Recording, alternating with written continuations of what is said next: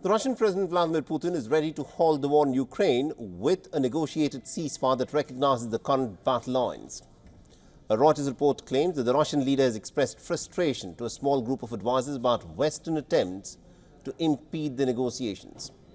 Now, three of the sources who are said to be familiar with the discussions have added that the Russian president was in fact very worried by the Ukrainian President Volodymyr Zelensky's decision to rule out further truce talks.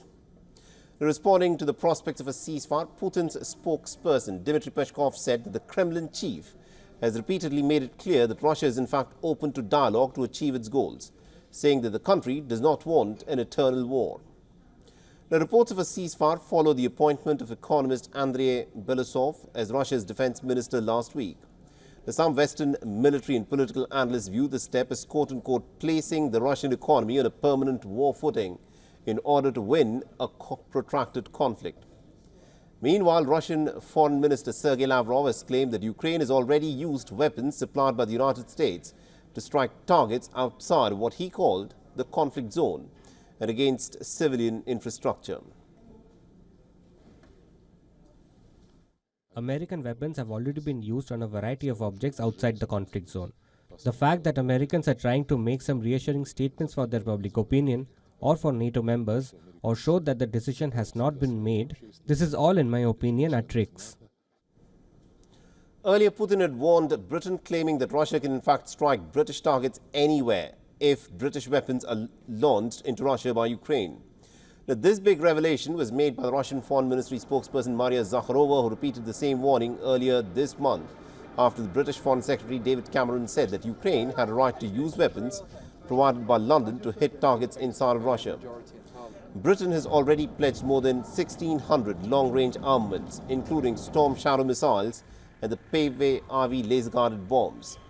Downing Street has also agreed to an extra £500 million of military aid to Ukraine last month.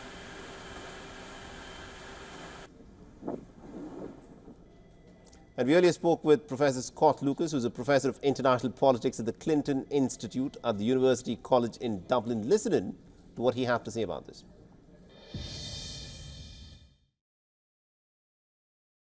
When the Kremlin says it could hit British targets beyond Ukraine, it's bluffing.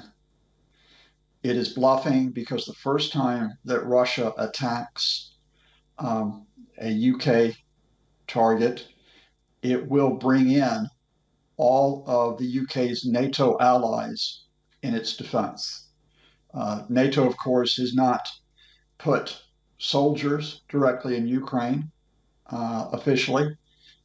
NATO is not directly involved in the war against Russia, but if the Kremlin was to strike the UK, it would be. So why is Russia bluffing? Russia's bluffing not because it's winning, but because it is worried.